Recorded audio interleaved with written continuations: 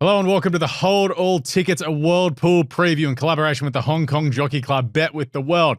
I'm your host, Alex Donnelly. I'm usually joined by Xavier Pegum, but, well, he's over in New Zealand this week, so we will be hearing from Xavier, but you're left with me doing a bit of Han Solo work this week. It is a massive edition of the Hold All Tickets World Pool preview with the Hong Kong Jockey Club this weekend. We are here to look at Ellerslie for Derby Day in New Zealand. Of course, you've also got the Kiwi there and a host of Group 1s there. It is Ellerslie races 5, 6, 7, 8 and 9 this weekend.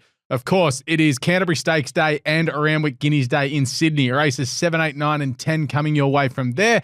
And Newmarket Handicap Day and, of course, the All-Star Mile at Flemington. So races 7, 8 and 9. So we're getting a little bit of a set from Xavier, who's tipped in a couple of races over in Ellerslie this weekend. And as a special treat this week on the World Pool Preview, we will hear from Group 1 winning jockey Chad Schofield. He has a host of rides throughout the whole card at Randwick on Saturday, so we'll hear of his overall thoughts of the full card of rides he has, but notably Sunshine in Paris in the Group 1 Canterbury Stakes and Warmonger in the Randwick City Stakes, both of which are World Pool races. But maybe take note of what he says about Belle Mercy, who he's more than likely going to ride in the Golden Slipper in a few weeks' time. Now, of course, as mentioned, we do have a host of races this week on the Hold All Tickets World Pool Preview. Now, the bet types this week for punters available here in Australia. Of course, quite simple. We've got your win bets, your place bets, your win and place bets, which leads to your each-way betting. Quinellas, exactas, duets, trifectas, and first fours, all available for punters on the World Pool this weekend. Bigger pools, better odds. It's going to be a great weekend of punting. But hey, we're going to start it off in New Zealand this weekend. We've got a man on the ground over there. He's at Waikato Stud. We've pulled him out from having a look at some stallions. He's pumped up for the weekend ahead. Let's get across to our man, Xavier Pegum, over in New Zealand. I'll tell you what, I'm at the world famous and very iconic Waikato Stud in the White Horse. Have a look around.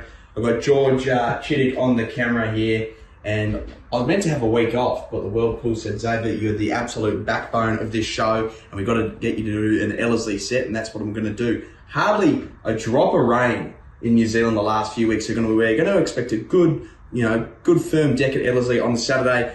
We'll be looking at race 6, the Bone Crusher, also race 8, which is the biggest race of the card, $3.5 million New Zealand Kiwi, and then race 9, which is going to be the world famous NZ Derby. One of our mates just saying g'day. So we're going to go in the Bone Crusher first. I'm going with number 7, Wolfgang, for the win. I think draws a perfect barrier. Lovely turn of foot, and that'll get the win for the New Zealanders. Race 8, I'm going to go with, obviously it's a Kiwi-bred horse. We're going to go with the Kiwi trainer. Bjorn Baker's going to make the trip over from Sydney, and he's going to take on the Hayes brothers. I'm going to take on the Hayes brothers as well. Evaporate looks like the favourite here, but I'm going to go with Perfumist, number 7, for Bjorn Baker and OTI Racing. But I'm going to go each way, so get some values in there for the punters. And lastly, in the Derby, race 9, number 1, Doctor of Love, for the win. Draws a wide gate, but I think given it's a Derby race, it's going to be a nice staying race. That won't matter one bit. Last win was at Ellerslie. It's absolutely acclimatised beautifully, and we'll be used to what's going to be quite Australian conditions on the day. So get around those 3 tips and get around the Kiwi, get around some New Zealand racing for your Saturday. All right, a big thanks to Xavier Pegum, and smart man jumping aboard the Bjorn Baker Express the way he's going right now. It'll be interesting to see where Bjorn is on the weekend. If he's over in New Zealand, of course, he is a Kiwi, or if he's in Sydney, where he's got Steffi Magnetica going around in the Group 1 Canterbury Stakes. All right, as I did mention, Group 1 winning jockey Chad Schofield is going to hop on the line and join us and take us through his rides for this weekend. So let's get to Chad Schofield right now. Joined now on the Hold All Tickets World Pool Preview by champion jockey Chad Schofield. Has got a good book of rides this weekend. Welcome, Chad. Thanks, Alex. Now, just quickly this weekend before we get into it, now you are obviously the regular rider of Charwolf for Joe Pride, and he missed the run last week, but you're riding Sunshine in Paris this weekend. Can you take the punters through sort of why you're not on Charwolf? Is it due to the change in program? And obviously Sunshine in Paris is a very good ride to have. Yeah, exactly. It's going to be difficult watching Cheerwolf go around with another jockey on instead of myself, but he was obviously meant to run last week in that race where he got injured and got scratched. So they quickly decided to run him this Saturday to get a race into him, although it wasn't his original plan, during which time I've been booked on Sunshine in Paris for a number of weeks now. So it was unfortunate he got scratched from last week and has to run on Saturday. But yeah, it just means I can't ride him for his next ride, but I'll definitely be back on the horse later on in the preparation. That's what we like to hear. We like to hear that. All right, we'll go through your rides this weekend. The first comes up in race number 3. It is the Riesling Stakes. You're on Belle Mercy, who was very impressive on debut, and then not a lot has gone right for her since. She's been hanging in trials and then had some mucus last start. Exactly, yeah. She's a very talented filly. We saw a glimpse of what she's capable of doing when she won the Gym Crack. I think since the Gym Crack to now, she's a much better and stronger filly, although we haven't seen that yet because in her latest trial, she hung. And then on her first up run, this preparation, she got it back in behind them and did a lot wrong again and then pulled up with a bit of mucus. So I'm completely forgetting about that trial and that race because I know what talent the filly does have. I'm confident if she jumps and races well on Saturday, she'll be winning. I think of her in that high regard, and I'm just keen to try and get the best out of her on the weekend. Oh, that's a nice little note for the punters there. Your next comes up in the Todman, which is race number 4. You're on Banknote Hustler, who was quite good on debut, and that form looks all right now with the winner running well last weekend. Yeah, exactly. Look, he's a solid 2-year-old. He's definitely going to appreciate the step up and trip to 1200. He's been lucky enough to draw a good barrier, and he's woken up nicely since that debut run. He's a horse with good gate speed, so he should hold a nice prominent position from that draw. And yeah, he's rock solid. Although he's, I think, the rank outsider in the race, I don't think he quite deserves to be. He's got some ability. We head to the Group 1s as mentioned, where you are riding Sunshine in Paris in race number 8. It is the Canterbury Stakes. She's a Group 1 winner at her last start. Bit of a sticky gate, and first up 1,300 are all queries. They are, but she's probably one of the most talented sprinters in the country. We saw what she can do last preparation, and I think she's come back in terrific order. I was lucky enough to trial her most recent trial, and then she had a lovely, easy exhibition gallop at the races on Saturday. She's ready to go. It is a shame about the draw. But, I'll talk to Annabelle and John Camilleri and we'll come up with the best plan for the mare. But she's going to be right in the finish. I'm pretty confident on that. And I'm putting you a little bit on the spot here. You did, last time you sat on her before that was all the way back in November of 2022, before her debut run. You trialled her. Like, what kind of differences, obviously, given she's now a 2-time Group 1 winner, have you noticed since that last time you sat on her? Yeah, obviously, I don't quite remember trialing her, but to be honest, she didn't strike me that morning either. She obviously hit the ground running when she did start her racing career, and when she's got up and going in the group races, I went back and watched the trial, and yeah, she didn't sort of give me much of a feel that morning, but she's obviously blossomed into the most beautiful filly and now mare, and I think she could be getting better, as a lot do with age. Annabelle's looked after and trained her really well, and I think she's got a lot more to give. She's a very, very talented horse. In race number 9, it's the Randwick City Stakes over 2,000 metres. You've got Warmonger, the former Derby winner there for Mick Price, Michael Kent Jr. He was okay enough first up. I'm forgiving of that. It was a really weird day at Caulfield. They watered that morning. Everything sort of went wrong. But his most recent trial over 1,200 metres looked good at heading up to 2,000. I was happy with the trial. Yeah, he's just an out-and-out stayer, this horse. Probably won't see the best of him until he gets to 2,400 and beyond. So Saturday still might be a touch short, but he's obviously a really talented horse. We saw his win in the Queensland Derby. He loves the rain, and there's some coming, which will help. He's on track for a Sydney Cup, and 2 miles right down his alley. But yeah, it's just a stepping stone to get him up into those races over further. And I probably haven't seen the best of him since the Queensland Derby, so I'm sure the team and myself will be keen to sort of get him back on the right path. And I think when he gets up over his right trips, he'll come into his own. So it sounds like from the 4 rides over the weekend that you're pretty keen on Belle Mercy and Sunshine in Paris. You're looking forward to riding both of them. Absolutely, yeah. Like I said, Belle Mercy, all she has to do is show her true potential, and I think she'll be too good for them. And then, yeah, Sunshine in Paris, she's a good horse and a good race. I love it. I hope the punters have taken something out of this. Thanks for joining us today, Chad. Thanks, Alex. No worries.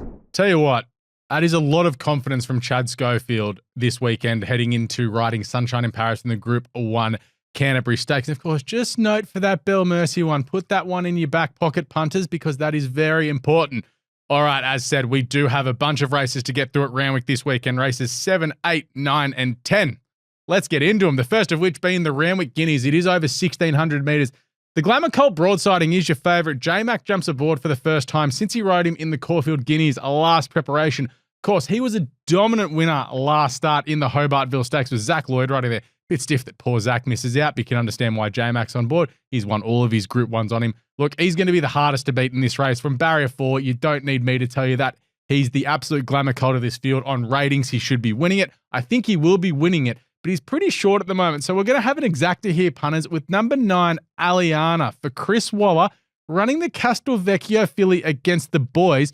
She was very good, I thought, first up in the Hobartville as well. So she comes through that race as well. Jason Collett stays aboard here. She's a winner over the mile at the pass. She bolted in over the Flemington Carnival over 1,600 metres and probably should have won the 1,000 guineas last preparation also. So let's have an exacta, numbers 1 and 9 to kick off the day in the World Pool preview here at Randwick. All right, the next race comes up in race number 8 at Randwick. It is the Canterbury Stakes over 1,300 metres. Now, Chad Schofield did say he wasn't too concerned about the barrier for Sunshine in Paris, but personally for me, I just want to look around that a little bit. And we're going to go with Steffi Magnetica, number 11 for Bjorn Baker and Zach Lloyd. Draws in barrier 7. Zach's ridden this horse basically all the way through last preparation, except for in the Cantala, where Chad Schofield did take the ride that day. But he's been on for the 2 trials this time in. I thought she's been trialling in excellent order. First up record, a bit of a knock, but last preparation, she did run second in the shorts over 1,100 metres, and she probably should have won that race as well. 1,300 metres first up is much more suitable here. From barrier 7, she looks to get a decent run on the speed map, and I think she's going to be pretty hard to beat, which is why I'm pretty happy to have an each-way bet on her. But this is a fantastic race because you take a look at it. You've got Chow Wolf, who's coming off the setback last week. Obviously here to shock bolted in a Group 1 in New Zealand his last start. Militarize is seen for the first time in 12 months after he failed at Stud. But look at his form last time in. Second in the Randwick Guineas, third in the George Ryder, third in the Doncaster. More than good enough to win this. Obviously, Celestial Legend returns as well. He's got a bit to live up to. And then, as mentioned, Sunshine in Paris at Magic Time and the Glamour Colt Switzerland down the bottom. This is a great race, punters, so make sure you get your black book out because there'll be plenty of winners coming from it. Race number 9 at Randwick is the Randwick City Stakes over 2,000 metres. I'm happy to give this one a bit of a miss as far as a betting race is concerned because you have a look here. Duke de Sessa, we're recording this on Thursday afternoon. Duke de Sessa is still in the field, and there's every chance he's going to run at Flemington on Saturday afternoon. You've got a couple of horses who are resuming. Our anchorage is also in Canberra on Sunday as well. So this race could get thrown apart by scratchings with the Canberra Cup being on Sunday, as well as there being a 2,000 metre Australian Cup prelude at Flemington. So I'm happy to give this race a miss and just watch and learn going forward. But I thought if I was forced to have a bet, kinesiology would be something I'm going to have something on. But I'm just happy to watch and learn this race. And of course, the final event at Randwick is the Hong Kong Jockey Club, a World Pool Winona quality over 1,200 metres for the fillies and mares, the 4-year-old and mares upwards race. Really tricky race this, so I'm going to have an each-way bet on She's an A-lister, who I thought was pretty good last start at Rose Hill, yet to win at Rose Hill, so the fact that she ran so well is probably a good sign. Her previous run before that was a very strong win at Randwick. She got the job done in good order. She comes back to Randwick here, 5 starts where she's won 3 times. I think she's ready to go third up from a spell, but I'm also going to have a Quinella in this race. Number 4, Commemorative, who was really well backed last start and didn't get the best of luck from barrier 1. Second up should be much better suited here. She gets the barrier extension off. She gets a jockey change here. I'm happy to give her another chance. And I'm also throwing number 13, Outback Miss, into my Quinella as well. She's been good this time, and she bolted in first up at Warwick Farm over 1,000 metres. Absolutely smashed them, and then was good once again from a pretty tricky position at Canterbury last start. And the way that Mick Price and Michael Kent Jr. are going at the moment, I'm just scared to knock any of their horses. And this has been a mare that's had a lot of talent all the way through her career. So I'm happy to have each way bet number 8, She's an A-lister, and then a Quinella, 4, 8, and 13. All right, let's get across to Flemington. It is All-Star Mile Day there, and of course it is Newmarket Handicap Day there. It is a very tricky day there. But we'll take a look at the All-Star Mile first of all. It's a small but select field to kick off proceedings there. And I'm going to back another Will to win the All-Star Mile. I think he's going to be able to dethrone the champ, Mr. Brightside, here. I'm happy to take on Mr. Brightside a little bit because you look at it. He's obviously far and away the best horse in this race. He's won nearly $17 million. He's on his way to Hong Kong for Champions Day in April. That's going to be awesome. to see him go over there and strut his stuff. But another wheel did knock him off first up. He's 2 from 2 at Flemington, another wheel. He's just got to tick off that Group 1 1,600 metre win. Now, his starting prices in Group 1s over a mile have been very short. He started a very short price favourite at Doncaster. I think he was $2.20 on the tote when he was favourite in the Toorak. Of course, he was good enough first up to win the CF4 in a weight for age race, so I think he'll get the job done here. We're also going to have a trifecta, and we're just going to try and hit this one out. As said, I'm going to take on Mr. Brightside because if we get this right, we're going to be paid well. Number 2, Tom Kitten, should have absolutely won the Futurity Stakes last start. Had no luck at a vital stage. He should have won that. Ben Mellon for James Cummings, they absolutely combine really well when it comes to big Group 1 races at Flemington. Think Cascadian winning a couple of Australian Cups. Benny Mellon will get the job done here. So I think he's obviously has to go in there. Number 2, Tom Kitten. From number 4, Another Will. And down the bottom, number 7, A Tissue. Last time she ran over the mile at Flemington, she was a Group 1 winner with J-Mac on board. Second up coming into a mile, she looks really well suited. She's a winner of a Group 1 at second up at 1,600 metres in the past where she won the Queen of the Turf in Sydney. So I think she's going to be in the finish for sure. So as said, win bet on number 4, Another Will. A trifecta, 2, 4, and 7 in the All-Star Mile. Next race is the CUNY Stakes. It is the Tab and Whirlpool CUNY Stakes over 1,600 metres for the fillies. Well, Treasure of the Moment's just going to win this one again, isn't she? She was absolutely dynamic when winning first up with the big weight, and now she gets into a set weights race after giving them all weight last start. She's going to be terribly hard to beat once again here. I think she gets the job done. She's unbeaten second up. She's a winner over the mile. She's 2 from 2 at Flemington. I think she's going to be extremely hard to beat, and she's probably the best bet across the Whirlpool preview this weekend for mine. Of course, Another Profit is there as well, but she's been just okay in 2 runs this time in. And you just sort of go through the race and you think, where are the improvers that are going to be able to beat her? Maybe Silicap for Graham Begg is one that could beat Treasure of the Moment, but I just love the way that she went about it last start. I think she gets a great run on the speed map. I think she's going to be terribly hard to beat once again and just keep that picket fence rolling. All right, the big race of the day is the Newmarket Handicap. It is race number 9 at Flemington this weekend. Pretty keen to have a couple of bets in this race because it is very tricky. So it is the final event that we're going to cover on the Whirlpool preview this week. So let's go with a each-way bet on number 8, Ostraka, for Annabelle Neesham, Rob Archibald, and Jamie Mott. I thought this horse was good from a tricky position last start in the Oakley Plate, where he just got a mile back, but he flattened through the line really well. Ran some very good sectionals, obviously not as good as Jimmy Star, who was too good there. But you go back last preparation and have a look at his form when he was winning at Rose Hill on the way to the Golden Eagle over 11, 12, and 1,300 metres. He's tactical where he can sit behind them. He can sit up on the speed. I think from barrier 13, they just sneak him in behind the speed and look to have one last dash at them down the outside fence there. And if he can do that, he can finish over the top of them. And let's have a look at a trifecta in this race as well. We've obviously got to have a trifecta with number 5, Jolly Star in there. She is going to be the favourite on the weekend. She was okay first up without having much luck there. Now, there was a lot of, criticism of Karen McAvoy's ride that day. I'm not one of them. I just thought the horse simply wasn't good enough on the day despite being 3 wide. It is a very soft run to the turn at Randwick from the 1,200 metre start. So I'm happy to give her a forgive file there, given the Group 1 second up was probably her aim. So number 5, Jolly Star in the trifecta with number 8, Ostraka. Of course, you've got to have number 9, Stretton Angel in there. She was fantastic first up in the Lightning Stakes. I know that race looks a bit fugazi at the moment, but she was good in the VRC Classic last preparation as well. So her last 2 runs at Flemington in Group 1s have been a 4th beaten 0.7 of a length to Sunshine in Paris, and she was beaten a length by Skybird in the Lightning. So she goes well. We have to give her plaudits due to her straight track form. I'm also giving number 14, Espionage, a chance in my trifecta as well. He was okay from a tricky spot again last start in the Oakley Plate. I think the straight track's going to suit him better. I thought he was a really good winner when he won the Breeders' Plate all those time ago. And of course, when he won the Kindergarten Stakes this time last year, he looked like a horse with a lot of ability. He missed the spring with a bit of an issue, but I think he's a very nice horse. And down on 50 kilos, he can cause a surprise here. And now note, the Coolmore team have bought into him. He races in the Coolmore colours. And finally, number 15, Gatsby's goes in there as well. Scratched from a race that he absolutely would have won last week, would have bolted in. It was worth about $1 million as well. So to turn that money down to come here for the Group 1 suggests that he's going quite well.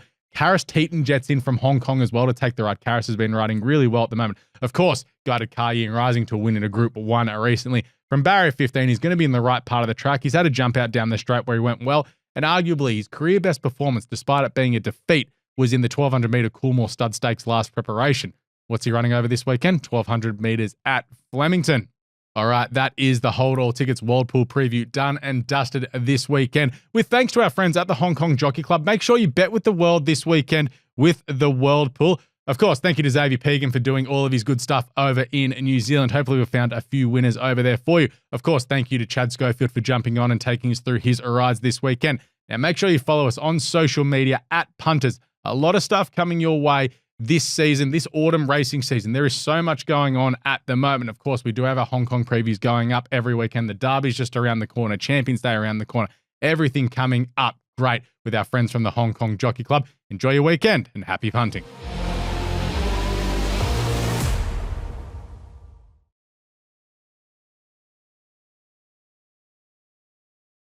What's gambling really costing you? For free and confidential support, call the number on the screen or visit the website.